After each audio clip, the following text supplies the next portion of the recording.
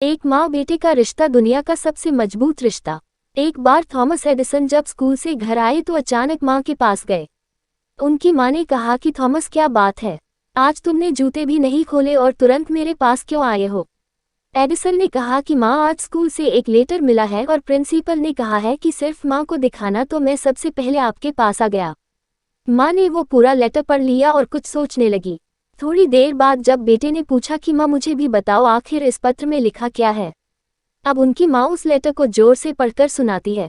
उसमें लिखा है कि आपका बेटा स्कूल का सबसे होनहार बच्चा है, इसलिए इसके लेवल के अध्यापक हमारे पास नहीं है, इसलिए आगे से आप इसको घर पर ही शिक्षा दें। हम आपके बच्चे के उज्जवल भविष्य की कामना करते हैं। और ये सोचकर थॉमस ने भी राहत की सांस ली। उसके बाद थॉमस की पढ़ाई घर पर ही होने लगी। उनकी माँ ही उनको पढ़ाया करती थी।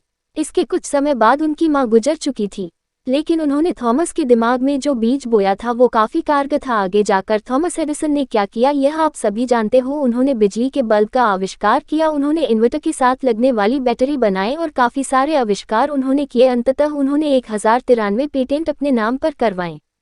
लेकिन एक दिन काम करते वक्त उनको माँ की याद आई। वो अपनी माँ से जुड़ी कुछ तस्वीरों को निहार रहे थे, तभी उनकी नज़र एक कागज पर पड़ी।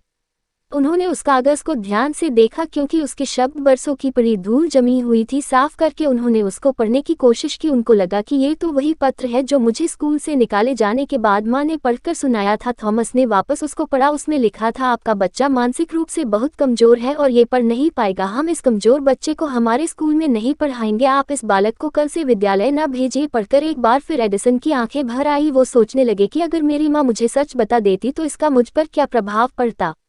लेकिन आज थॉमस बात समझ चुके थे, क्योंकि वो ये जानते थे कि एक माँ कभी ये नहीं चाहती कि उसका बच्चा उसके होते हुए अपने आप को कमजोर माने।